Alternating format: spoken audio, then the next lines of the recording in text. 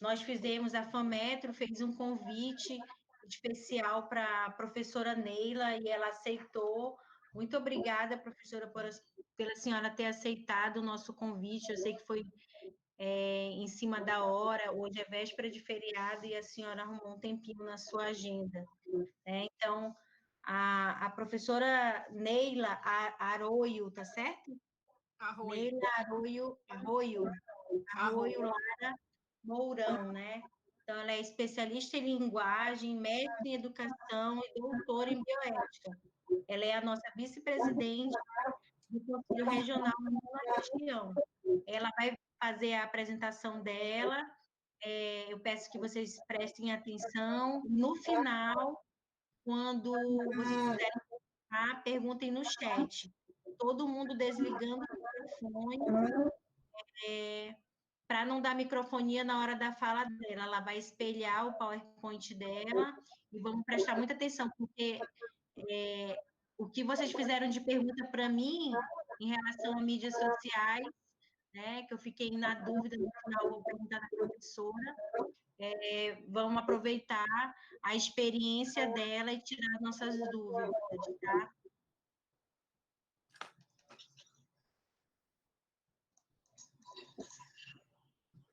Professora, o coordenador do curso também vai entrar para falar um pouquinho com a senhora. Ele vai falar agora? Deixa eu ver se ele vai entrar aqui.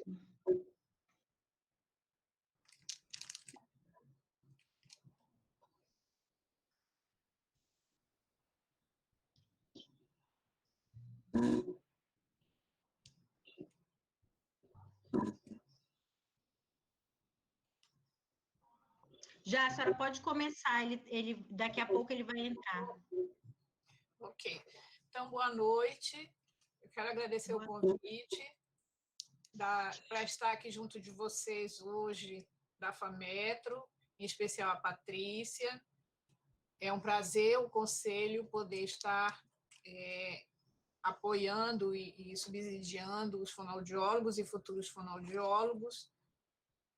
E vamos falar um pouquinho sobre código de ética e direcionando para as mídias, para a questão de divulgação, né, que foi solicitado. Então, vou fazer uma apresentação.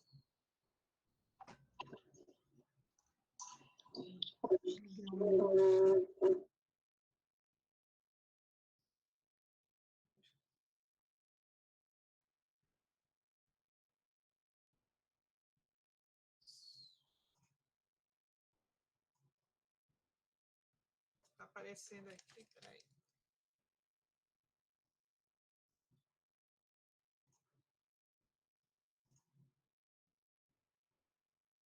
Não sei por que não está aparecendo aqui.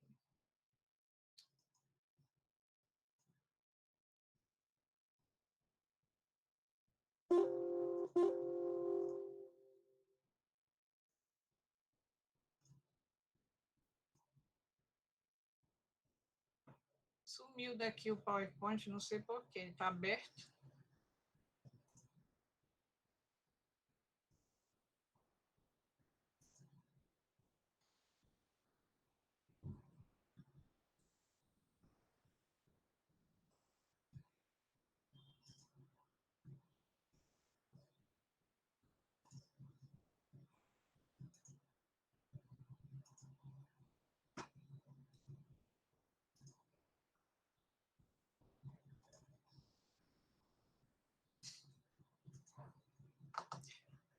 Não sei por que. Eu vou sair e entrar de novo.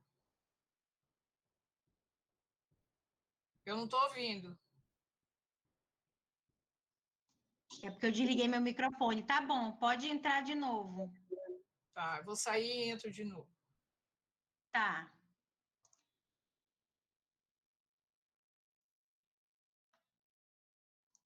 Tá saindo agora, Jamine, o áudio?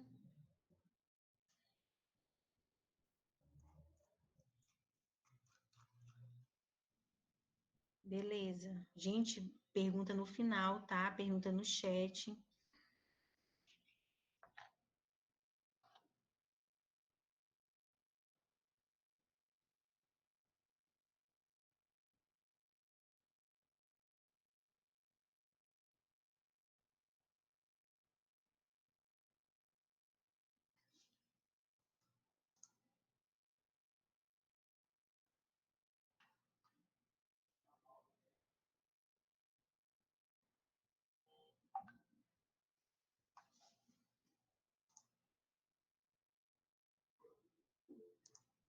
Deixa eu sair daqui.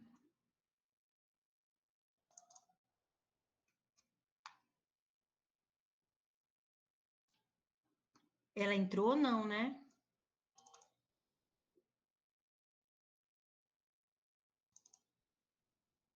Ah, tá aqui a Neila.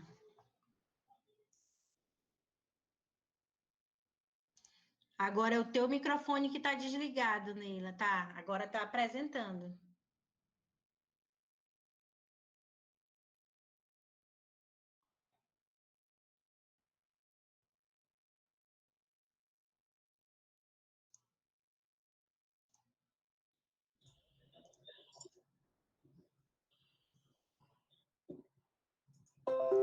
Pronto?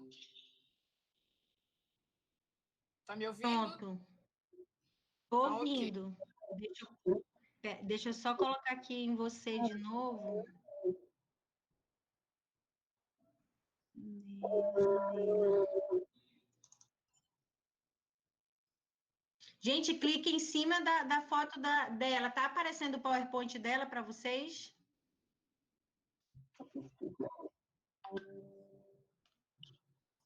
No começo vai ficar só o...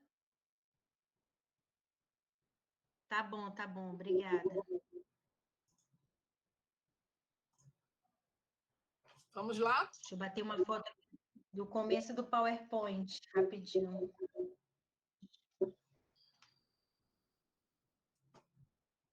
Já. Bem, então vamos falar sobre o código de ética e as mídias sociais.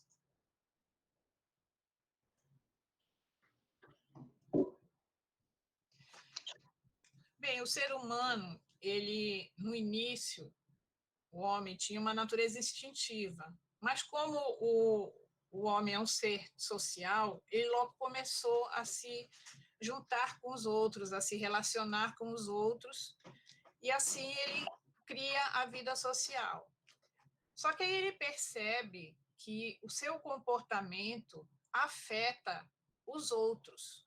Às vezes beneficia, mas às vezes prejudica os outros. Então, começaram a criar normas para evitar que um prejudicasse o outro.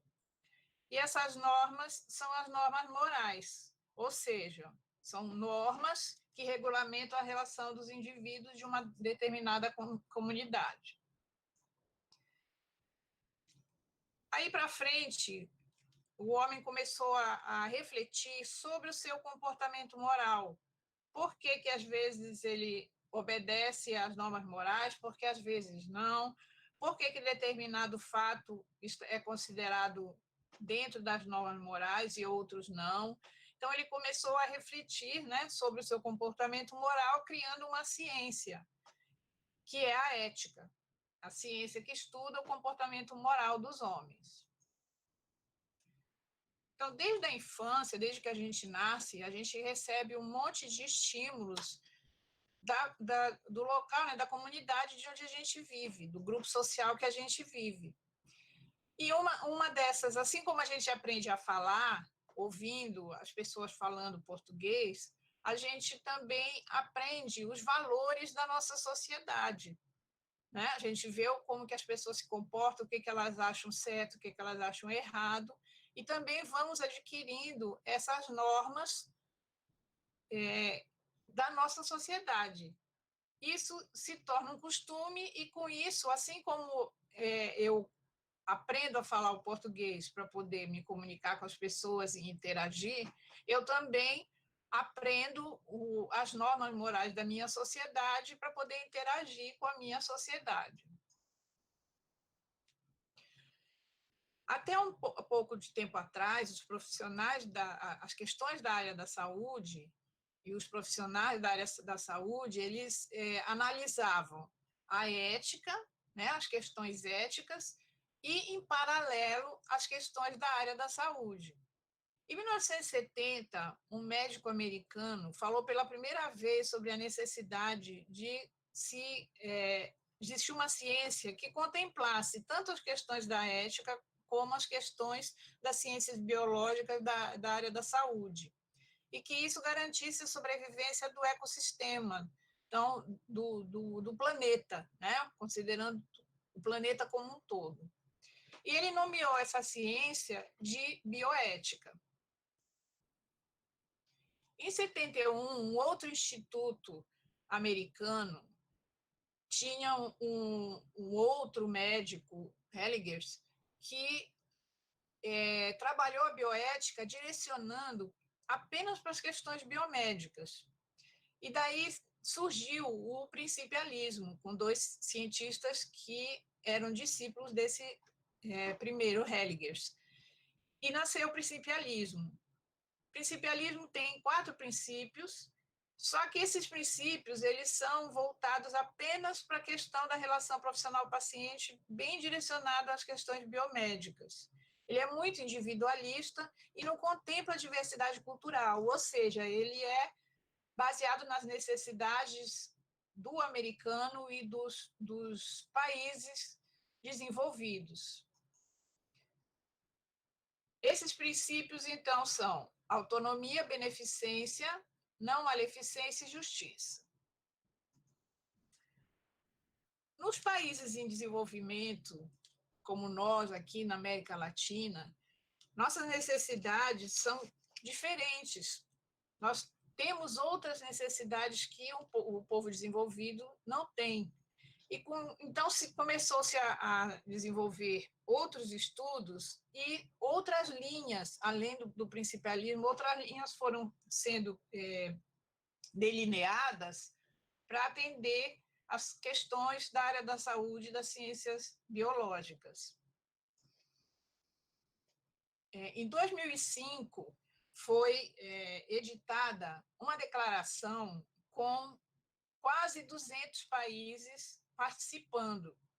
Essa declaração ela buscou tratar das questões éticas que estão envolvidas no avanço da ciência e da tecnologia, mas que respeite a dignidade humana e do meio ambiente, que era o que preconizava o primeiro autor que definiu a bioética, ou seja, que atendesse às necessidades do planeta. Essa é a Declaração Universal sobre Bioética e Direitos Humanos. Ela é da Unesco. Essa declaração ela tem 13 princípios e ela contempla, né, as necessidades nossas da América Latina, da África e dos países em desenvolvimento. Então, um dos princípios é a dignidade humana e os direitos humanos. Então, todo ser humano é importante, tem valor por ser humano. O fato de ser humano dá a ele um valor, um status, e, portanto, ele tem direito a suprir suas necessidades para garantir sua sobrevivência e sua qualidade de vida. Outro princípio é o benefício e dano, em que os benefícios eles devem ser sempre maiores que os danos. Se for existir um dano que a gente deve procurar evitar, mas que ele seja minimizado e que os benefícios sejam bem maiores. Outro princípio é a autonomia e responsabilidade individual. Temos que respeitar a vontade da pessoa, né?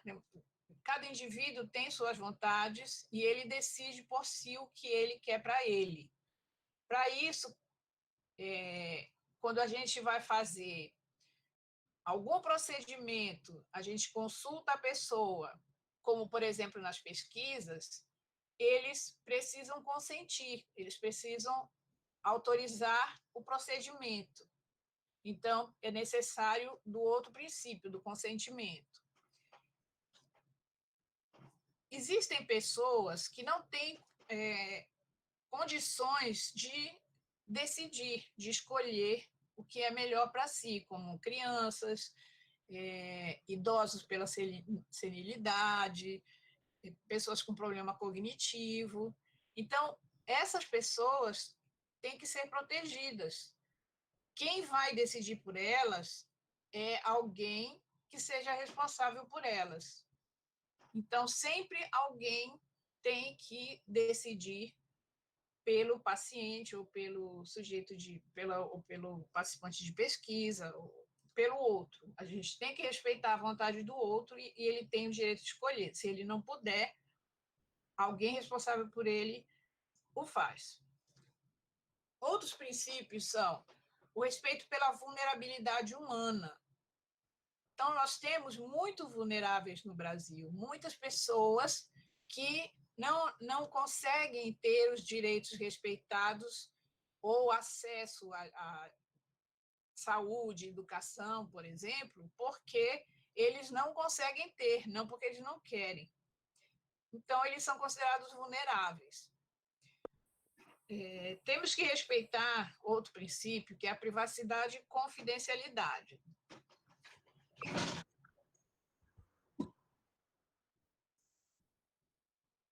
Está me vendo?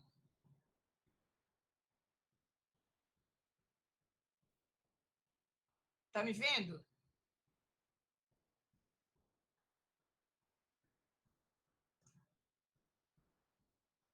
Está me vendo agora? É? Eu só queria ter eu só queria ter um feedback, porque como eu não ouço nada e não vejo nada, eu não sei como é que está sendo, se eu estou falando rápido, se eu estou... se vocês querem parar, se vocês estão vendo. Então, eu queria ter um feedback. Posso continuar, então? Com certeza. Então, tá, vou continuar.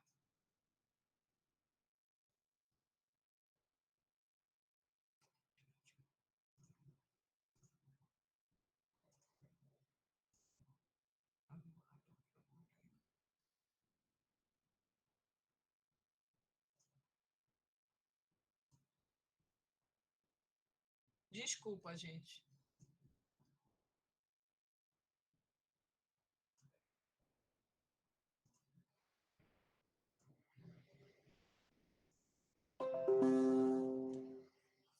Então, continuando. Privacidade e confidencialidade. Quando a gente fica sabendo alguma coisa de outra pessoa, porque essa pessoa confiou na gente, porque ela achava que a gente queria ajudar, por isso que ela falou aquilo, a gente tem que guardar essa informação, porque essa informação não é minha, a informação é do outro que me disse, pertence a ele, e ele só me falou porque ele achou que falando eu iria ajudar. Então, eu não tenho direito de ficar espalhando algo que seja dessa pessoa que me confidenciou, né? Eu posso falar para um paciente, por exemplo, para outro profissional que esteja tratando dele, né, para que ele possa subsidiar o tratamento do paciente, mas não ficar falando para pessoas que não têm nada a ver sobre o que a pessoa me confidenciou. Isso não é de interesse, isso é uma fofoca, né? Igualdade, justiça e equidade é outro princípio. Então, como eu falei, todo ser humano, por ser humano, tem o seu valor e tem os mesmos direitos, todos têm os mesmos direitos. Então, todos são iguais. Existem pessoas, os vulneráveis, que têm dificuldade de acesso, por exemplo. Então, para isso, a gente precisa promover a equidade, ou seja, dar um subsídio a mais a ele para que ele consiga ter acesso àquilo que ele está tendo dificuldade. Um exemplo da equidade são as bolsas, as cotas nas universidades. Ou seja, a pessoa não consegue entrar na universidade porque ela não tem uma boa formação. Então, por isso, ela tem a seleção para ela é diferente, tem vagas disponíveis para ela para que ela consiga ter acesso à universidade. Então, isso é uma forma de equidade. Outro princípio é a não discriminação e a não estigmatização. Todas as pessoas são iguais, portanto, eu não tenho direito de dizer que uma pessoa é menos que a outra, que ela pensa não é importante, que a forma como ela raciocina está errada. Aí, isso junta com respeito à diversidade. Por quê? As pessoas, elas são, cada uma tem seus valores de acordo com o que ela vive, de acordo com o lugar que ela vive, com as pessoas que ela convive, né? Então, tem a sua cultura, tem sua religião. Eu não posso considerar que, porque ela tem um pensamento diferente do meu, que ela está errada ou que ela é menos do que eu sou mais esperta, eu sou mais certa do que o outro. Não, cada um tem a sua forma de ver. Então, eu tenho que respeitar a forma dessa pessoa ver e não discriminar em função de valores que, para mim, eu considero inferiores, mas que, na verdade, eles não são inferiores, porque todo mundo é igual.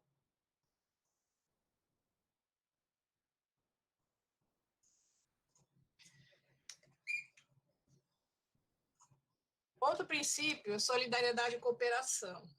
A solidariedade não é você fazer caridade para as pessoas, é você ajudar, mas ajudar as pessoas, os vulneráveis, a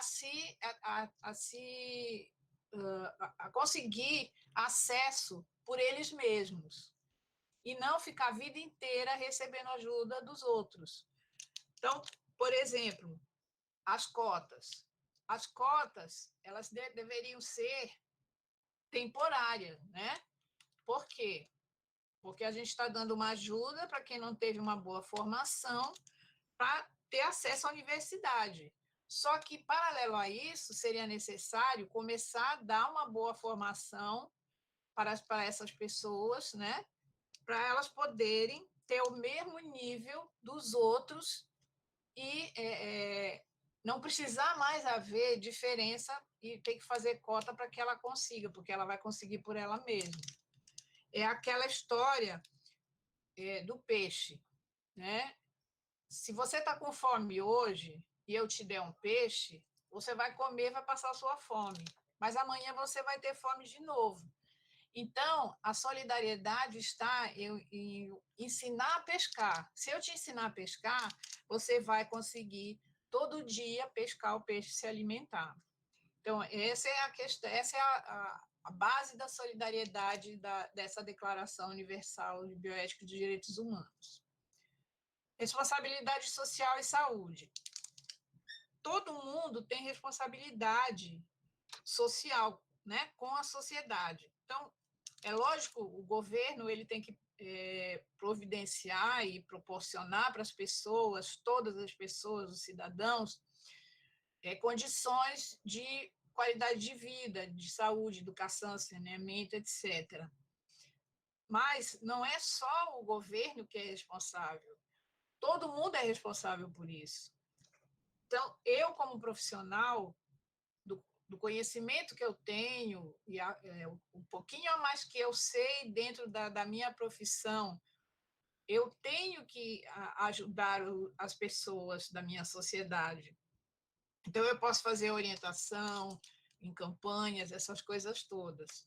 E eu, como cidadã, eu também tenho responsabilidade.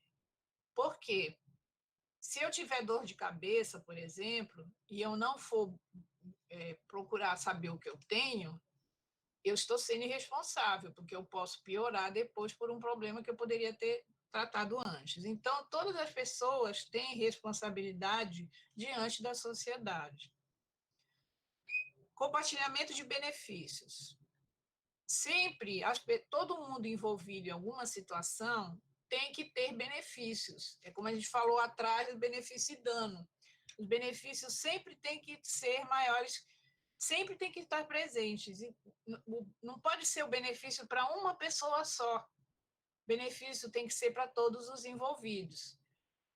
Numa pesquisa, por exemplo, eu não posso pensar nos benefícios do pesquisador que está fazendo a pesquisa ou da empresa que está fazendo a pesquisa. Eu tenho que pensar que os participantes da minha pesquisa têm que ter benefícios, os pesquisadores, todos envolvidos, têm que ter benefícios.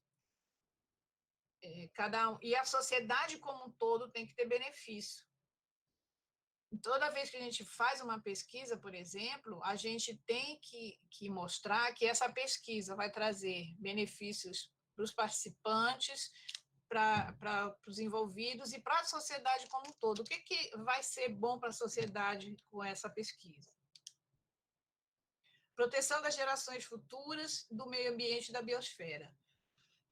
Antigamente, ninguém se preocupava com o que ia acontecer no futuro. Então, um monte de coisa foi feita que acabou com o nosso planeta, por exemplo. A gente está sofrendo consequências hoje de atitudes inadequadas que os nossos antepassados tiveram. Então, a gente precisa, na hora de tomar atitudes, pensar se isso não vai trazer consequências para as gerações futuras, para o meio ambiente, para o planeta como um todo. Então, alguém quer falar? Esses foram os princípios da declaração. Como vocês viram, esses princípios, eles contemplam muito mais do que o principialismo para a nossa realidade, né, de país em desenvolvimento. Vamos agora direcionar para a fonoaudiologia. O que é uma... Alguém quer falar? Karen, quer perguntar?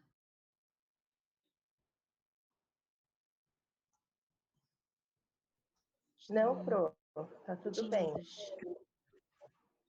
Ok. Então, o que é uma profissão?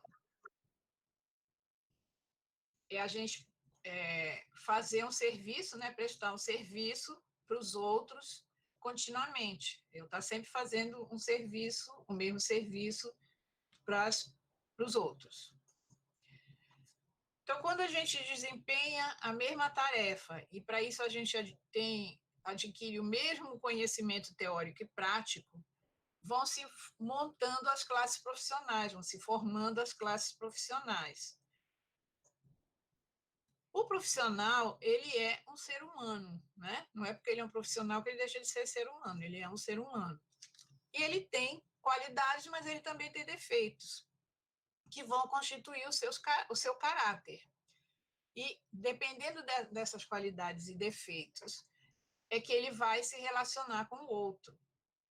Às vezes, ele não pensa muito no outro, e, às vezes, ele pensa bastante no outro. Vai depender muito de suas qualidades e defeitos.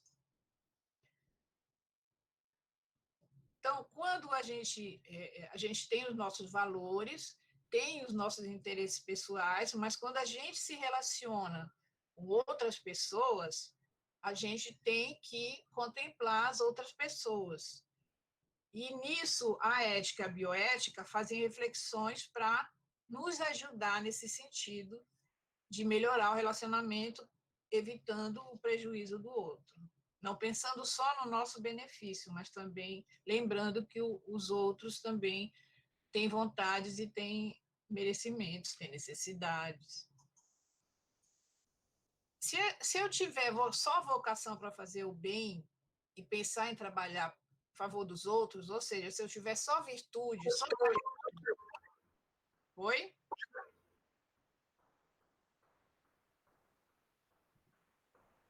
Alguém quer perguntar? Alguém ligou o microfone aí e deu microfonia. Pode continuar. Então, se a pessoa, né, o profissional, só tiver vocação para fazer o bem, se ele pensar em trabalhar em favor dos outros, ou seja, se ele só tiver qualidades, o que vai acontecer? Ele vai cumprir as normas morais, né? Então, ele vai obedecer, vai usar os deveres que ele tem como profissional, para ele vai ser uma coisa natural. E ele vai fazer, então, as suas ações sem esforço, sem ter que ficar pensando muito. Ele sempre vai escolher atitudes que vão beneficiar todo mundo.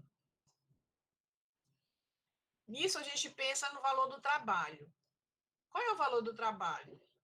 Para que serve o trabalho para mim? Eu preciso ter uma renda, porque eu preciso garantir a minha subsistência. Eu preciso fazer alguma coisa que eu goste, né? Se eu gostar, eu vou ter mais prazer em fazer. E eu gosto de fazer coisas para os outros. Todo mundo gosta. Quando a gente vê que a gente ajudou alguém, a gente fica feliz, né? Então, o trabalho ele é importante para as pessoas porque ele contempla esses três aspectos. Se eu tiver maior preocupação com o lucro, com a renda que eu vou receber e não pensar muito no outro, ou se eu gosto ou não de fazer o que eu faço, eu vou diminuir o interesse, né? Então, vai haver distorções nas minhas atitudes, e isso vai diminuir o valor do trabalho. Essas distorções, tem aqui alguns exemplos. Eu posso cobrar super caro, porque eu acho que eu sou o máximo e eu quero ganhar muito, aí muita gente não vai ter condições de ser atendido por mim. Eu posso fazer propaganda enganosa, dizer que eu faço coisas, que eu faço e aconteço, que eu sou ótima, maravilhosa, que uso técnicas assim, assado, e é mentira, tudo para chamar a gente para querer se atender comigo. Eu posso diminuir o tempo de atendimento, porque se eu atender 4 em vez de 2, eu vou ganhar dobrado, então eu diminuo o tempo de atendimento. E isso é ruim porque eu vou estar apressada fazendo as coisas. Não vou atender direito, claro. Quebra de sigilo, eu posso falar o que me foi confidenciado por algum interesse, de alguma coisa que vai me beneficiar. Concorrência desleal. Oi? Concorrência desleal. Eu posso, por exemplo, cobrar barato, né, bem baratinho, para que as pessoas queiram se atender comigo. Aí eu vou estar fazendo uma concorrência desleal. Por quê? Porque eu vou me satisfazer com uma renda menor. E a renda da gente, ela tem que ser calculada nas despesas que a gente vai ter, em todas as despesas, né? Não só do local de trabalho, mas as despesas que eu tenho comigo, porque eu preciso comer, eu preciso me vestir, eu preciso ter saúde mental para poder atender bem o meu paciente. Se eu começar a cobrar muito pouquinho, eu não vou conseguir atingir essa renda necessária. E vou fazer com que os outros meus colegas também comecem a diminuir o preço para poder entrar na concorrência e também a não satisfazer as suas necessidades, né? Aí eu desvalorizo o serviço da classe como um todo. Posso também, uma das coisas que as pessoas fazem quando distorcem é falar mal do outro, dizer que o trabalho que o outro faz não é tão bom. Oi? É isso que eu iria falar. Boa noite. Boa noite. É que eu vejo muitos colegas, né, eles falam mal do outro para se sobressair em cima do trabalho do outro. Ah, aquele meu colega ele não faz isso direito, ele não faz isso direito, mas eu faço, se você quiser. Então, acontece muito isso. Outra coisa que acontece também é valores, né? Por exemplo, não sei se a senhora já veio aqui em Manaus, mas... por exemplo, o povo da Ponta Negra, ele tem um poder aquisitivo maior do que o povo que mora no Coroado, né? No caso, eu. Então, ele cobra, vamos supor, um valor de uma terapia, a mesma coisa que ele iria cobrar das pessoas que moram na Ponta Negra, que tem um poder aquisitivo maior. Então, assim, isso acontece muito. Já vi vários casos, já presenciei muita coisa. Muito desleal. Pois é, então, isso não é legal, por quê? porque você não está mexendo só com você. O que você está fazendo não tá trazendo consequências só para você, você está trazendo consequências para a sociedade e para a sua própria classe, né? Então, você prejudica os seus colegas e prejudica a sociedade como um todo, com atitudes que, no fim, você vai ter dificuldade de sustentar. Porque se você diz que o trabalho do outro não é bom, o seu é que é, você vai ter que manter isso, né? E vai ser meio difícil, porque não existe assim um negócio tão maravilhoso que só você saiba e o resto não, né? Então, você vai acabar não sustentando o que você está dizendo. Bem, essas distorções, então, elas podem ser úteis para a pessoa, né, para o profissional, mas também provavelmente vai ser por um tempo pequeno, porque, como eu falei, você vai ter que sustentar e você não vai conseguir sustentar isso por muito tempo. Só que não vai ser útil para a sociedade, né? Porque você vai estar prejudicando várias pessoas. Por isso, as classes sociais, elas fazem o que a lei faz, né? O que a sociedade faz com a lei. Ou seja, elas começam a criar normas para evitar que as distorções ocorram. Então, os conselhos profissionais, eles fazem a norma, eles legislam para evitar que os profissionais cometam erros e prejudiquem os pacientes e a sociedade. Uma das principais normas que os conselhos fazem é o Código de Ética, né? O Código de Ética, ele contém todas as virtudes necessárias para a profissão, todas as qualidades necessárias para a profissão e os comportamentos, as condutas que vão proporcionar a preservação da relação com o cliente, com a família do cliente, com os colegas, com outros profissionais, com a sua classe e com a sociedade como um todo. Então, o Código de Ética, ele orienta a conduta do profissional, para que ele não traga prejuízo para os outros e garanta a sua qualidade de trabalho. O Código de Ética, ele é muito fundamentado na ética profissional. Tanto a ética profissional quanto a bioética vão lidar com a ética, com a moral e com os valores, né? E com as condutas que evitem prejuízo aos outros. O Código de Ética, ele é mais fundamentado na ética profissional, só que aí o que acontece?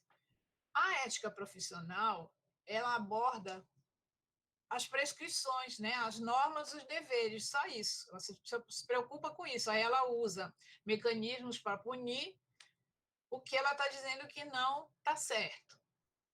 Já a bioética, ela proporciona análise e faz uma mediação entre os conflitos para poder entender as condutas e entender os profissionais e fazer com que eles reflitam em cima das suas atitudes. Se associar essas duas fundamentações, o Código de Ética continua sendo normativo, né? Ele tem que ser normativo, não tem jeito. No entanto, se a gente pensar nos princípios da Declaração Universal de Bioética e Direitos Humanos, a gente vai conseguir fazer uma reflexão baseada no pluralismo moral, tentando respeitar o vulnerável, né? E contemplando as necessidades nossas de países em desenvolvimento. Então, a fonoaudiologia, o sistema de conselhos de fonoaudiologia, na última reformulação do Código de Ética, se pautou na bioética e nessa declaração, nos princípios dessa declaração. Foram 2 anos de trabalho, mais ou menos, desde o início, né? Analisando primeiro as questões, os princípios da bioética e a atuação, aí associando a atuação da fonoaudiologia e as necessidades profissionais, né, as necessidades da fonoaudiologia, até que fez a reformulação e apresentou o código que hoje está em vigência. E esse código, então, ele é fundamentado na declaração. Tanto que vocês veem aí, no Código de Ética, tem os princípios gerais, e os princípios gerais, eles têm muito a ver com a Declaração Universal de Bioética e Direitos Humanos. Como vocês podem ver aqui, estão eles aqui. Outros capítulos: direitos gerais do fonoaudiólogo, as responsabilidades gerais. Aí vem um capítulo que fala só sobre os relacionamentos. Aí tem uma seção que fala do relacionamento com o cliente, tem outra que fala com os outros fonoaudiólogos, tem outra que fala com os profissionais das demais categorias, outra que fala com as organizações da classe, né, da fonoaudiologia, e outra que fala das relações de trabalho. Tem um capítulo que aborda só o sigilo profissional, tem outro que fala da remuneração, outro que fala das auditorias e das perícias, e outro que fala da formação acadêmica, da pesquisa e da publicação. E o capítulo 10 fala sobre os veículos de divulgação, informação e comunicação, que é o direcionamento agora da nossa conversa. Na seção 1, ele fala da propaganda e da publicidade. Então, geralmente, a gente tem, para cada tema, os direitos, os deveres e o que é considerado infração. No caso da propaganda e da publicidade, é direito do fonoaudiólogo utilizar anúncios, ou seja, o fonoaudiólogo ele pode utilizar anúncios, placas, impressos e fazer divulgações do seu serviço, né? Ele tem esse direito de usar, mas desde que ele use respeitando o que está no artigo 36, né? Então, ele tem direito a colocar a sua especialidade. Vejam bem que especialidade é um título conferido pelo conselho, não é a especialização. Existe uma diferença entre o título acadêmico e o título profissional. Então, a especialidade, quem confere é o conselho, mas ele também tem direito de colocar os seus títulos de formação acadêmica. Então, se ele tem uma especialização, mestrado, doutorado, colocar o endereço, telefone, endereço eletrônico, horário de trabalho, convênios e credenciamentos. Colocar suas instalações, os equipamentos e métodos de tratamento. Método não é ficar falando sobre o tratamento. Ele pode usar um logotipo, uma logomarca, né? E o heráldico da fonoaudiologia, que é aquele símbolo nosso da fonoaudiologia. No artigo 36, nós vamos ver o que é o dever do fonoaudiólogo. Então, nós falamos o que é direito, o que ele pode usar para divulgar o seu trabalho. Aqui é dever. Ele sempre tem que, nos seus documentos, na divulgação, no que seja, ele tem que dar o seu nome, dizer qual é a sua profissão, qual é o número de inscrição no conselho, porque todo mundo que atua tem que estar inscrito no conselho. Então, ele tem que informar para mostrar para a população que ele é um profissional que está regular. E ele também, na hora de fazer essas publicações, ele tem que prestar atenção na forma com que ele vai falar e o que ele vai falar, né? Porque a gente não pode falar para querer divulgar, falar coisas absurdas sobre a nossa atuação. No próximo artigo, vamos ter o que são infrações. As infrações ligadas à propaganda e publicidade. A gente não pode anunciar preços e descontos, a não ser que seja para curso e palestras, eventos científicos. Tá? Mas, para atendimento, a gente não pode anunciar preço nem descontos. Por quê? Senão, daqui a pouco vai virar uma feira, né? Um anuncia aqui, outro anuncia ali, e isso denigre a profissão. Não se pode consultar, diagnosticar ou prescrever tratamento por qualquer meio de comunicação de massa, né? A gente não pode ir na televisão ou ir no YouTube, sei lá, e falar, ficar fazendo o tratamento das pessoas. Por quê? Porque eu tenho, para isso, que ver exatamente, saber o que aquela pessoa tem que avaliar corretamente, né? E tenho que ver o que ela precisa realmente e acompanhar a sua evolução para não causar problema para ela ao invés de ajudar. Induzir a opinião pública. Eu não posso induzir as pessoas na minha divulgação, né? Alguém quer perguntar?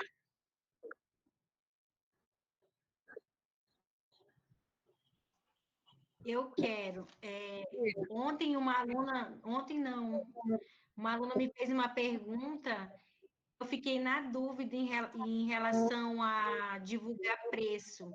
Por exemplo, no site da clínica, eu posso ou não colocar o preço de um exame, por exemplo, de uma audiometria? Não, eu não posso colocar preço da minha atuação profissional. Isso De não forma alguma. De forma alguma. De forma alguma. Nenhuma profissão faz isso, porque isso banaliza a profissão. Né? E, como eu falei, daqui a pouco vai Mesmo que virar... seja exame, né? Exame, fonoterapia. Pois é, não pode. Porque senão daqui a pouco vira uma Tá. feira, né? Um oferece tanto, o outro oferece menos, vai ser um horror, e isso vai banalizar a profissão, certo? Porque às vezes a gente imagina que é só Instagram, Face, que não pode, né? No próprio site que a pessoa vai procurar da clínica também não pode. Não pode anunciar de jeito nenhum. Ok.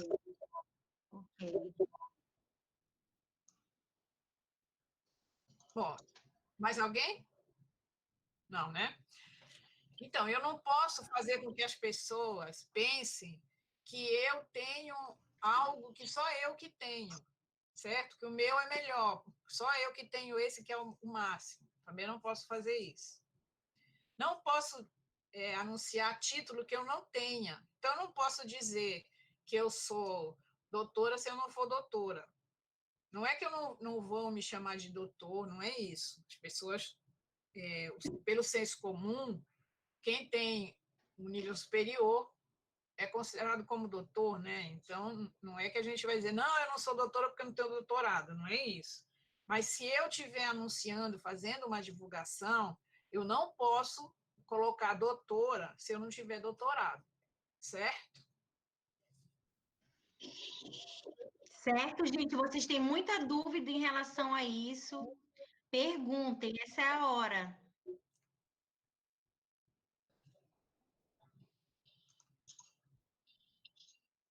E esses fones, Neila, que usa no jaleco, doutor fulano de tal? Não, é como eu falei. Aí não tem problema. O problema é você fazer um anúncio, né? Publicar um anúncio para divulgar a sua clínica ou o seu consultório e colocar lá, doutora, Doutora Neila, eu posso colocar, tudo bem, mas se eu botar lá embaixo, doutora, fonoaudióloga é doutora, eu já não posso, porque se eu não tenho doutorado, eu não posso dizer que eu sou doutora, entendeu? Se eu quiser induzir as pessoas a pensar que eu tenho um título acadêmico de doutorado, eu não posso induzir isso, entendeu? E ainda escrever e publicar, né? Pois é, isso eu não posso fazer, certo? Se eu não me engano, saiu uma nota no conselho falando sobre isso, né? Antigamente era proibido até a gente falar que era doutor, mas graças a Deus isso caiu, né? Porque isso era ruim para nós. Isso caiu. A gente não vai ficar falando, não, eu não sou, não me chame de doutor porque eu não sou doutor. Não é isso, né? Eu posso dizer, doutor, tá lá uma placa na clínica, fisioterapeuta, doutor não sei o quê, nutricionista, doutor não sei o quê, fonoaudióloga, aí não põe o doutor, parece o quê? Que eu sou menos do que os outros. Então, isso, graças a Deus... Agora eu entendi. Aí caiu. O que eu não posso é induzir os outros a pensar que eu tenho um doutorado acadêmico. Isso eu não posso fazer se eu não tenho, certo? Mesma coisa se eu dissesse para você, olha, doutorado eu tenho doutorado em bioética, e é mentira. Entendeu? Porque você ia denunciar acadêmico como doutor em bioética. Então, se eu não tivesse esse doutorado e dissesse que tinha, eu estaria cometendo uma infração. Entendi. A Janaína da Silva está perguntando se caso a pessoa usar o doutor, tem algum tipo de penalidade? Mas usar como? Na divulgação? Na divulgação. Induzindo as pessoas a pensarem que ela tem doutorado? Assim? Publicar. Tem. Isso, na divulgação. Ela escreveu isso. Tem penalidade, sim. Tem que denunciar. Se alguém fez isso, tem que denunciar, que é para poder o conselho tomar providência. Certo? Entendi. Certo. Aí a gente, por exemplo, a gente é do nona região, a gente entra em contato com nona região, né? Respeitando a hierarquia. Isso.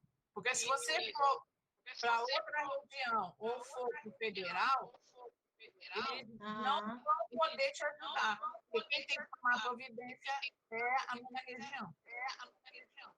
Beleza. Eu vou desligar meu fone que a Ediane quer falar. Oi, boa noite. Eu queria essa parte aqui que fala sobre induzir a opinião pública a acreditar que existe a reserva de atuação clínica.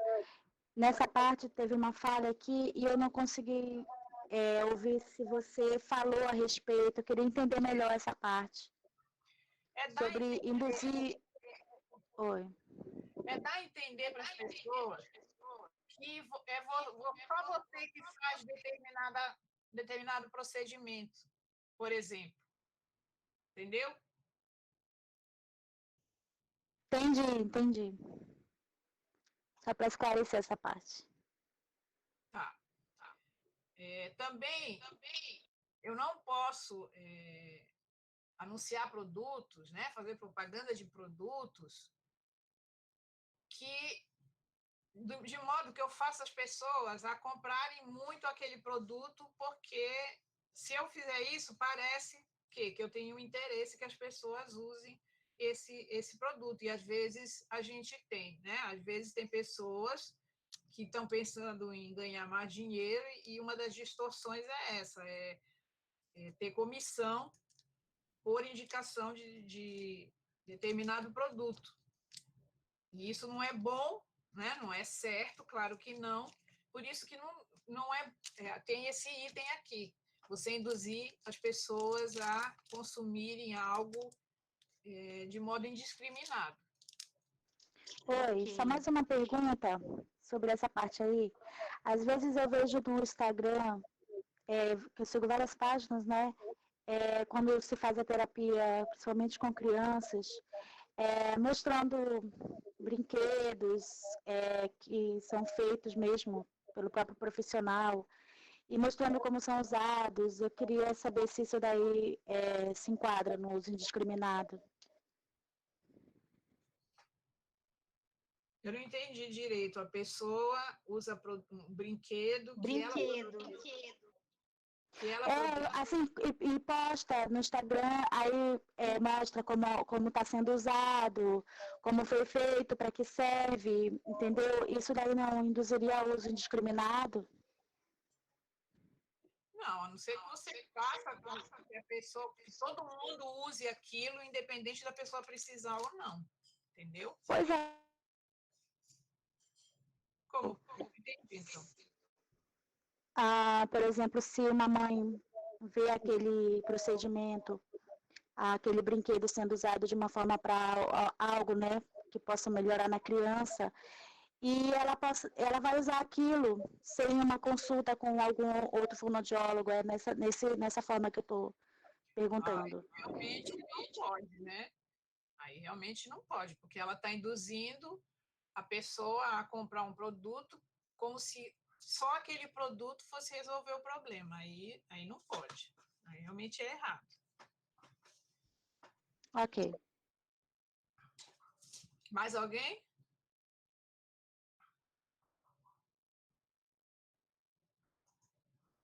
Então, Só uma vamos falar. dúvida, Diga. porque é o seguinte, a Janaína fez uma pergunta ainda agora, ela disse o seguinte, no caso por só usar o nome doutor, né? Tem algum tipo de penalidade sobre o conselho? Tipo Tá cortando, eu não estou ouvindo. assim, ó, eu entendi dois lados. A senhora disse que tempos atrás foi algo do tipo. Aí como a senhora deu um exemplo assim, a senhora deu um exemplo dessa forma. Fisioterapeuta, fulano de tal, doutor, fulano de tal. Né?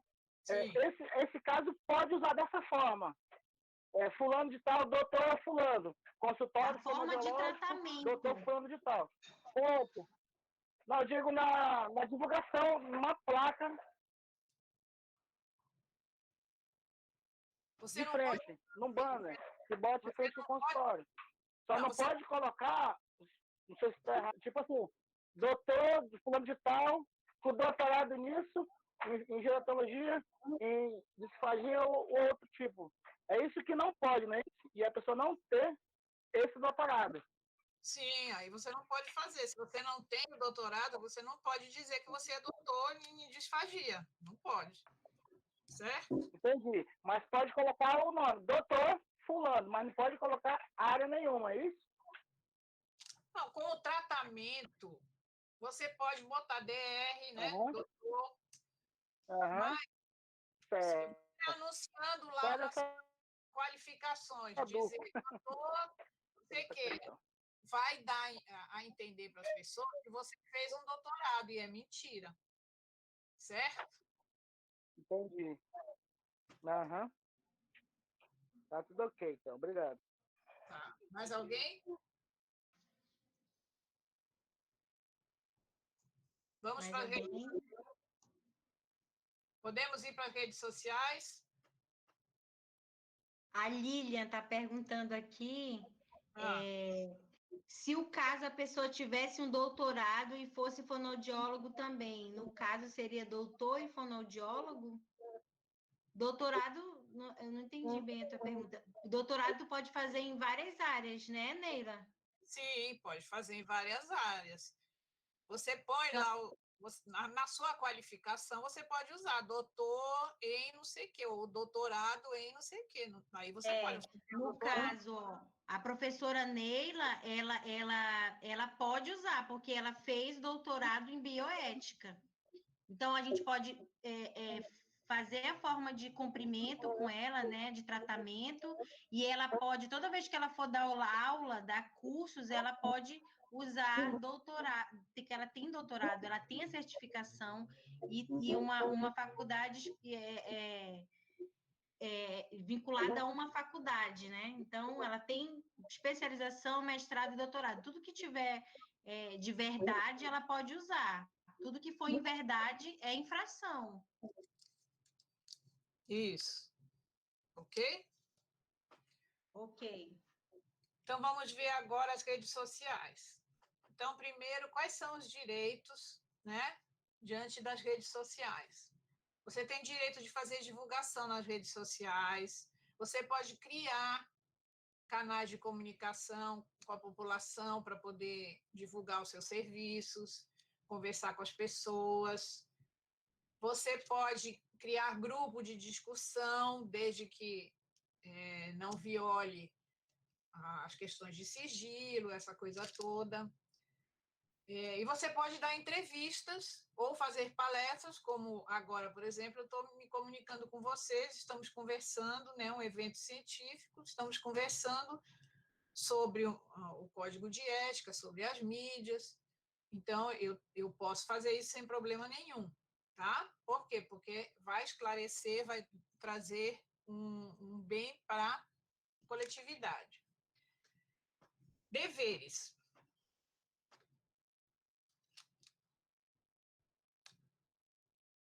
Eu tenho o dever de falar, né, de dar a minha opinião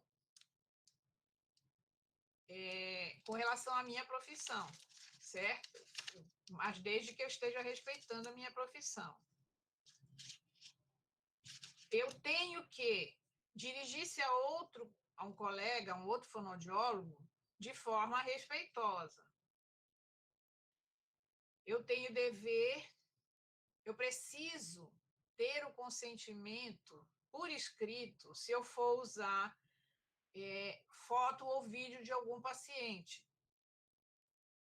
Por exemplo, tem muita palestra que tem por aí que as pessoas usam fotos ou vídeos, mas o paciente tem que ter autorizado esse uso.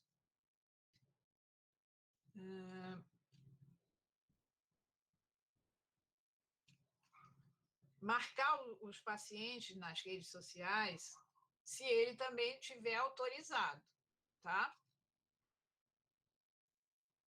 Se eu for compartilhar informações ou retransmitir mensagem que eu recebi, eu tenho que ter cuidado naquilo que eu vou passar para os outros, né? Porque às vezes é uma informação que depois não é verdade e eu já passei para os outros, aí eu vou ser autora de uma informação que não é verdade. Quando eu estiver publicando alguma coisa, eu tenho que fazer de outra, né? Alguma coisa que eu estou divulgando de outra pessoa, eu tenho que dizer qual é a fonte. Eu não posso colocar no meu nome aquilo que não fui eu que fiz ou que tive a ideia. E, de um modo geral, quando eu estiver nas redes sociais, eu tenho que respeitar as normas do Código de Ética, deste Código de Ética com respeito aos relacionamentos, a sigilo, etc. Tudo, né? Eu posso, nada me impede de comunicar pelas redes sociais, mas eu tenho que saber que eu tenho que me comportar assim como eu me comporto profissionalmente em qualquer lugar. O que é considerado infração? É eu falar dos outros, né? Fazer comentário sobre alguma coisa do paciente na rede social. Eu não posso fazer isso, né? Porque aí se espalha para todo mundo aquela informação sobre o meu cliente. Também não posso falar mal, né? Nem de profissionais, nem de cliente, nem do nosso conselho, da nossa sociedade de científicas, né? Eu não posso fazer isso. Por que eu não posso fazer isso? Se eu quiser, se eu estiver insatisfeita com alguma coisa, eu tenho que ir... para poder resolver meu problema, eu tenho que ir falar com a pessoa certa. Não adianta eu jogar na rede a minha insatisfação. Isso fica horrível porque pessoas não fonoaudiólogos vão ver, pessoas que não são aquelas que eu estou insatisfeita vão ver, e vai ficar uma fofoca e vai falar mal contra a profissão. As pessoas vão ter uma má impressão de mim, que estou falando mal, e da profissão como um todo. Aí denigre os outros, porque eu não soube como lidar com a minha insatisfação. Se eu estou insatisfeita com o conselho, eu tenho que me dirigir ao conselho para dizer, olha, está acontecendo isso e isso, eu não gostei, ou eu estou insatisfeito, para poder resolver o problema. Não adianta jogar na rede que o conselho isso, o conselho aquilo, porque com isso eu não vou resolver, não vou estar resolvendo o meu problema. E, pelo contrário, vou estar denegrindo a minha profissão. Também não posso ficar discutindo o caso nas redes, né? Principalmente se a coisa que eu falar der para identificar quem é esse paciente, pior ainda, né? Também não posso falar quem é, porque aí eu vou identificar, né, o endereço, não posso identificar de jeito nenhum o meu paciente. Não posso, assim como eu não posso falar, eu também não posso publicar coisas que falem mal dos outros, dos outros fonoaudiólogos, dos pacientes, do local que eu trabalho e dos órgãos de classe, o conselho, as sociedades científicas, o sindicato, pela mesma coisa que eu já falei. Também não posso mostrar atuação fonoaudiológica na rede, por quê? Porque pessoas não habilitadas, pessoas leigas, vão assistir e vão ver o bonde andando, né? Ou seja, elas não têm fundamento nenhum para entender aquilo que eu estou falando e elas vão querer fazer, vão fazer errado e vão prejudicar os outros ou a ela mesma. Então, por isso eu não posso ensinar práticas fonoaudiológicas na rede, porque qualquer um vai ver. Professor, A Cris vai perguntar, Neila. eu tenho uma dúvida, por gentileza. Sim. Então, sabemos que o Instagram está aí, ele é uma porta, né, de entrada para vários profissionais, fonoaudiólogo, etc. Quando eu tenho dúvidas, eu procuro artigos, eu procuro livros e vou me adequando. Quando eu não consigo mesmo, eu procuro outros profissionais para me ajudar, que é o caso do Instagram, que eles para alunos, eles nos favorecem esse tipo de pesquisa. Algumas semanas atrás, eu entrei em contato com um fonoaudiólogo e eu perguntei se ele poderia me ajudar em uma questão. Que tipo de questão era essa? Se ele poderia me dar um norte, um livro ou mesmo um artigo para eu entender mais. Era até sobre disfagia. E ele me cobrou R$200 só para ele me responder isso. Quando ele me falou isso, eu tremi nas bases, porque assim eu fiquei, poxa, será que isso é legal? Porque eu já tive contato com outros profissionais e eles foram totalmente receptivos. Eles foram totalmente assim, compreensivos. Não, já fui aluno, o que você quer? Não, só um livro só para mim já está bom demais. Aí eles mandam o livro, mandam o artigo e tal. Então, quando ele me cobrou R$200 só para mim, só para responder, né? Assim, eu me tremi nas bases, eu fiquei assim, poxa, não, tá, muito obrigada, eu não procurei mais, entendeu? Aí já procurei outro fonoaudiólogo que me ajudou, me dispôs a me ajudar e tal, e ele não cobrou nada. Eu queria saber se isso é um ato legal, se isso é mais questão levada ao caráter, esse tipo de coisa, porque assim, eu realmente fiquei muito frustrada com essa questão. Vamos analisar. Você estava querendo um serviço dele. Na verdade, você estava querendo que ele ajudasse, mas ele ia prestar um serviço para você, não ia? Sim. Então, ele tinha o direito de cobrar. Isso não está errado, tá? Se a pessoa quiser ser legal e achar que ela pode fazer sem cobrar, muito bem, mas se ele está prestando um serviço para você e quiser cobrar, ele também não está errado. Ótimo. O que mais, gente?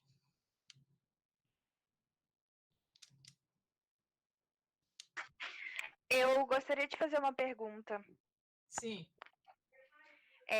Porque há vários profissionais da fonoaudiologia que possuem canal no YouTube, certo? Sim. E quando a gente vai procurar em relação às questões fonoaudiológicas de tratamentos, terapias, e muitos profissionais, eles passam essas terapias no próprio YouTube, assim, eu acho que para ensinar outras pessoas a fazerem, né, como fazer, isso estaria correto, sendo que seria necessário o próprio paciente procurar pessoalmente o próprio fonoaudiólogo? A gente está diante aqui dessas infrações, né? Incitar, induzir ou ensinar a prática de procedimentos diagnósticos e terapêuticos a pessoas não habilitadas. Se se o fonoaudiólogo fizer isso numa rede que todo mundo tem acesso, qualquer um tem acesso, ele não pode fazer. Entendi, muito obrigada. Aí vocês ficam pensando, então ele não pode, mas ele faz. Aí o que tem que acontecer? Ele tem que ser denunciado, né? Para poder o conselho analisar a atuação dele e ver se realmente o que ele está fazendo está errado, orientar, né, para que isso não aconteça mais, certo? Mas é preciso ter a denúncia, porque o conselho não pode adivinhar tudo que está acontecendo por aí. Então, a gente precisa da denúncia. E eu queria também fazer uma outra pergunta, que numa aula nossa de bioética com a professora Angelim, nós tivemos um debate, né, sobre os profissionais, e uma colega nossa citou que um cantor famoso, ele postou nas mídias sociais dele que ele estava fazendo procedimentos terapêuticos, né, relacionados à voz, e várias outras coisas que a fonoaudiologia poderia estar fazendo. E eu queria saber qual é a posição do conselho. Se isso teria uma certa denúncia ou um processo, porque a gente sabe que cada profissional tem que estar na sua própria área, né? Fisioterapeuta na área dele, fonoaudiólogo na área dele, e ninguém pode ultrapassar a área de ninguém, né? Todo mundo com o seu trabalho e profissão. E aí eu queria saber como é que ficaria a questão do conselho, se há uma denúncia para outros profissionais que estão fazendo algo que a fonoaudiologia deveria fazer. Sim, esse caso, por exemplo, se é o que eu estou pensando, ele foi uma indignação a nível nacional, né? E a gente recebeu, certo? Recebeu essa denúncia e foi tomado providência, sim. Foi orientado, foi conversado com o fisioterapeuta, certo? Que a gente sabe que não foi má intenção, tá? A gente até sabe que não foi má intenção, mas foi conversado, sim. Viu? O conselho tomou providência. Se é o caso que eu estou pensando, se não, se o conselho não tomou conhecimento, ele precisa da denúncia, certo? Mas não está certo um profissional de outra área exercer atividades que são do fonoaudiólogo. Não pode, não. E aí existem uma série de providências, tá? Inclusive para leigo, né? Inclusive para leigo, existe uma série de providências com fiscalização, com denúncia, essa coisa toda, do Ministério Público, existe todo existem providências, sim, que o Conselho toma. Muito obrigada. Obrigado, professora. Oi? Obrigada por tirar a dúvida. Tá. Mais alguém? Aproveitem, gente.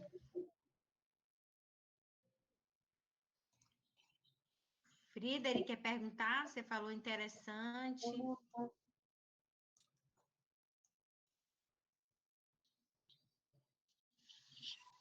Porque o que eu tinha para apresentar para vocês já terminei, tá? Aí agora eu estou aqui à disposição para a gente conversar. Ok.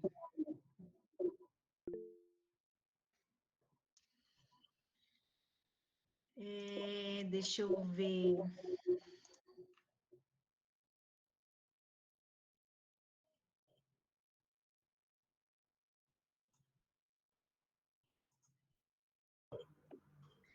Professora, Oi.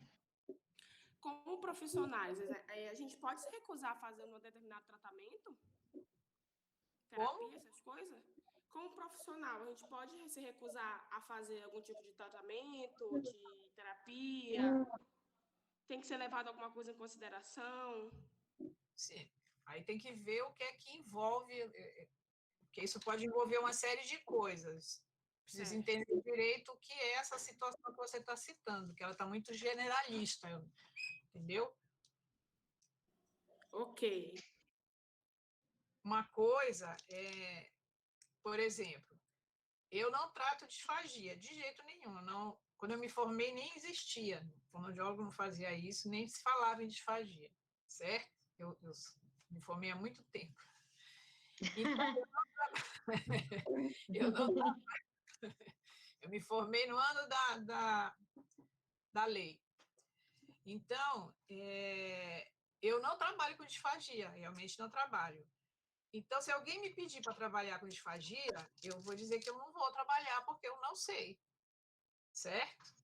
E não é demérito nenhum eu saber, eu não sei porque eu não sei mesmo. Eu não vou me meter a fazer um trabalho que depois eu posso prejudicar o paciente por fazer uma coisa errada, né? Então, eu posso dizer que não, porque eu não tenho competência para isso. Eu não sei qual é a situação que você está pensando aí. Por exemplo, se recusar a atender um paciente da sua própria família, alguém da sua própria família. Olha, não é muito bom a gente atender pessoas da família, né? Por quê? Porque existe um envolvimento diferente que corta a relação terapeuta-paciente, né? Fica uma coisa assim, um vínculo mais afetivo. As expectativas que a gente tem com relação a alguém da nossa família é diferente de um paciente qualquer que vem nos procurar. Então, não é muito bom realmente a gente tratar pessoas da família da gente. Para a gente tratar pessoas com quem a gente tem um envolvimento maior, a gente precisa separar. E isso não é fácil de fazer. Se você acha que consegue, né? Muito bem, mas não é fácil fazer. Obrigada. Na verdade, não é fácil lidar com família em nenhuma situação, né? Obrigada. Oi, Professora, eu faço uma pergunta. pode fazer, depois eu faço. Essa parte sobre incitar, induzir ou ensinar a prática de procedimentos diagnósticos e terapêuticos da fonoaudiologia a pessoas não habilitadas. Sim. Por exemplo, quando o fonoaudiólogo ele passa para o cuidador algum tipo de prática que esse paciente deve fazer, até onde vai o limite para ensinar algum tipo de terapia para que ele possa ajudar o paciente, no caso, o cuidador? É a mesma coisa que ensinar para os pais. Mesmas orientações que você dá para os pais, você pode dar para o cuidador. Porque é o cuidador que vai estar acompanhando em casa o paciente, não é? Como também o pai e a mãe acompanham. Então, é a mesma orientação. Entendi, mas assim, em relação à prática de procedimento diagnóstico e terapêutico, não sei se eu fui clara na minha pergunta, sobre ensinar mesmo, por exemplo, eu estou fazendo parte de uma que a gente já está, claro, com uma supervisão de fonoaudiólogos, atendendo algumas pessoas, e a gente vê isso também, assim, passar uma prática terapêutica para o cuidador, para ele fazer com o paciente. Aí eu só queria saber o limite, até onde pode ensinar algum procedimento, se tem alguma, entendeu? Era essa a minha pergunta. Mas eu volto a falar, o cuidador é igual o pai e a mãe da criança, certo? Só que ele é um cuidador, não é nem o pai nem a mãe, é uma pessoa que está ali só para tomar conta da pessoa doente ou idosa, né? O que ele precisa fazer em casa, né? Ele vai com você para determinada atividade para ele fazer em casa. Se for uma criança, o pai e a mãe você não orienta para poder ajudar a criança, é a mesma coisa você vai fazer com o cuidador, você vai passar essas orientações. É diferente de você dizer, olha, ele não precisa vir aqui fazer a terapia, porque quem vai fazer é o cuidador. Aí é outra coisa, é outra história. O cuidador não é fonoaudiólogo. O aluno aqui perguntou, o Friedrich, professora, depois de formado, eu posso atuar mesmo sem nenhuma especialização? Pode. O fonoaudiólogo é generalista. Ele pode atuar em qualquer área da fonoaudiologia. Ok. Professora, aqui na faculdade a gente tem uma página que eu não sei quem é o dono, que é Fameto Depressiva o nome. E eu sempre vejo assim a exposição dos professores. Eu sempre vejo a exposição dos professores nessa página. Os alunos batendo foto, fazendo bumerangue, fazendo legenda e postando. Só que tem professor que nem usa rede social e nem sabe. Aí eu queria saber o que porque ele é aluno, né? A gente não pode levar para o conselho. Então, qual é a nossa conduta? Se a gente pegar um print, um meme, se invadido, né? Alguma coisa do tipo, porque eu vejo alguns professores perdidos em relação a isso. É uma situação como na vida cotidiana, tem que ir para a polícia. Ah, tá. Ok. E se ele formar e continuar assim, ele vai depois responder pelo seu regional, né? Pelo seu conselho. Ah, sim. Se na atuação enquanto fonoaudiólogo ele fizer isso, aí ele vai ter que responder, sim. Ele está depreciando a fonoaudiologia, está depreciando outras pessoas. Ok. A Lília está perguntando aqui, ó, no caso da pergunta do Friedrich, se ele pode atuar sem especialização, não precisa fazer pós-graduação? Para atuar, como eu falei, o fonoaudiólogo é generalista, ele pode atuar em qualquer área da fonoaudiologia. Só que, quanto mais eu souber, né, melhor meu atendimento, minha qualidade de trabalho vai melhorar.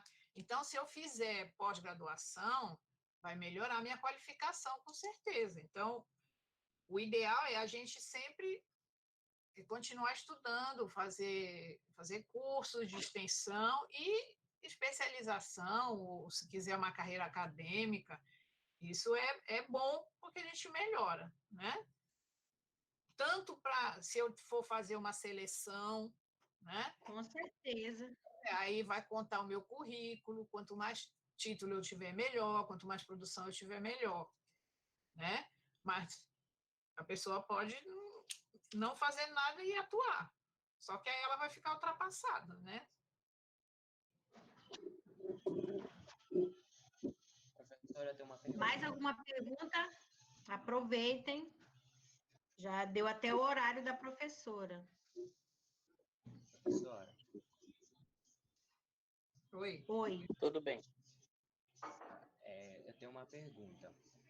Diga. A questão do fonoaudiólogo, a questão da atitude do fonoaudiólogo quando ele trabalha, né, na área de muitos profissionais em conjunto, principalmente hospitais, quando na área de disfagia, e aí trabalha com físio também dessa forma. Quando o físio ele meio que se intromete, digamos assim, na área do fono, na questão da broncoaspiração e tudo mais, qual é a atitude que o fonoaudiólogo ele deve ter, né, nesse momento? Ele tem que ir com jeito, né?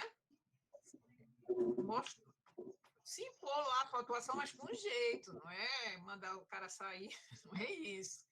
É com jeito que ele tem que procurar resolver a situação, né?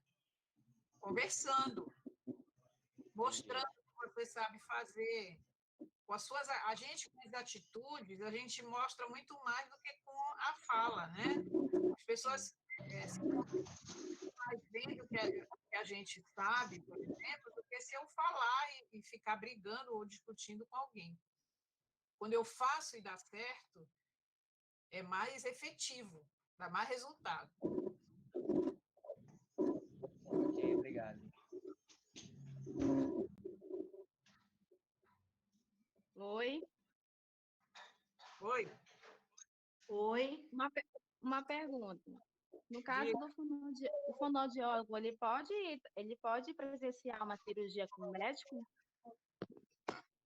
Assistir a cirurgia pode, qualquer pessoa pode, desde que o médico autorize, qualquer pessoa pode assistir. Tá bom.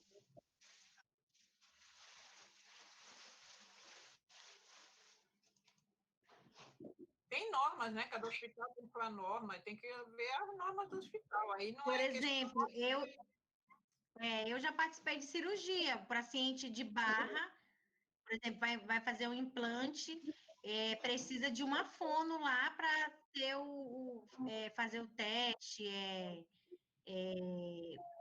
A empresa geralmente manda uma fono para testar um backup, caso o médico precisa, mas a gente não faz nenhum procedimento invasivo.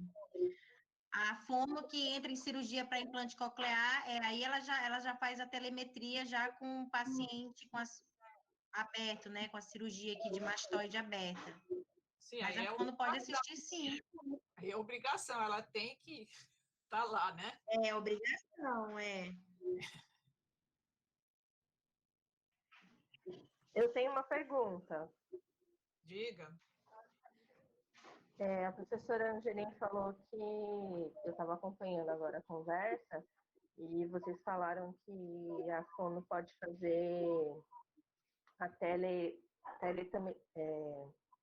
Como é que é, professora? Fala aí de novo. Telemetria. Isso. E qual é a especialização que nós temos que fazer para poder atuar nessa área? Audiologia.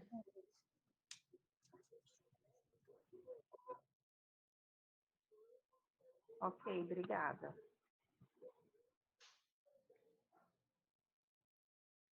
Mais alguma pergunta?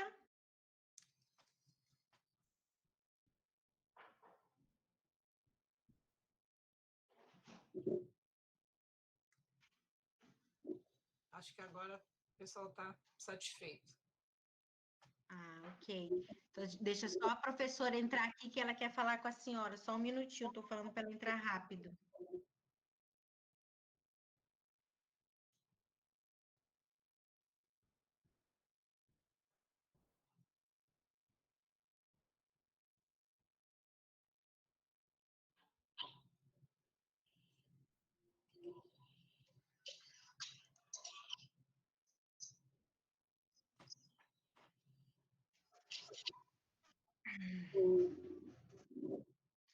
Alguém tem mais alguma pergunta? Está todo mundo satisfeito? Hoje a aula foi muito prazerosa, né? Esclarecemos dúvidas com a professora Neila. Eu queria agradecer a senhora por ter participado, por ter aceito, né? A Neila aceitou ontem mesmo, um dia antes, ela ficou sabendo dessa participação. Ela tem uma experiência na área. Luísa aqui está dizendo que a senhora é perfeita. Ela não é de Manaus, gente. Ela mora no Pará, né, professora? Isso, mora em Belém.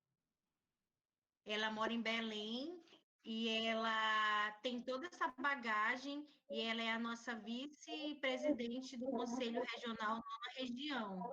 Então, assim, quero muito agradecer pelo seu conhecimento. Eu aprendi muito com essa aula hoje, né? As minhas dúvidas em relação a mídias, né? Que uma coisa é perguntar aqui para quem tem experiência, né? Quem está aí à frente, que a senhora também passou aí na comissão ética, se eu não me engano, né? Eu estava na comissão que fez a reformulação do Código de Ética. Então, olha aí, na comissão que fez a reformulação do Código de Ética. Então, a senhora passou com muita transparência. Tenho certeza que as duas turmas, porque essa turma que está é a turma da manhã e a turma da noite. Certo. E eles já queriam conhecer alguém do conselho, porque com esse advento aí da pandemia, seria uma aula para conhecer o conselho aqui, né? Mas não deu, aí a gente fez esse convite, e eu quero agradecer mesmo de coração a senhora ter aceito. O coordenador não conseguiu entrar porque ele está com asma, ele ainda queria, né? E ele é paciente de risco, e hoje ele está se sentindo mal, então ele mandou pedir desculpa em nome da coordenação. Mas a professora Carla já tinha falado muito bem da senhora, e ela também, né, está doente, e mandou transmitir um abraço e um beijo para a senhora. Muito obrigada. Foi um prazer falar com vocês de um assunto que, para mim, é muito importante. Como eu falei, eu era do Conselho Federal nessa época e fiz parte da reformulação. E como eu atuo na bioética, esse assunto, para mim, me dá muito prazer. Então, foi ótimo ter conversado com vocês. Espero realmente que eu tenha conseguido tirar dúvidas, né, de vocês e ter passado um pouquinho da visão da bioética que a gente usou para reformular o código. Ok, gente, muito obrigada. Eu vou finalizar aqui. Bom feriado para vocês, feliz Páscoa para todos, principalmente para a senhora, professora. Muito obrigada. Para todo mundo, tá? Tchau. Tchau, boa noite. Obrigado.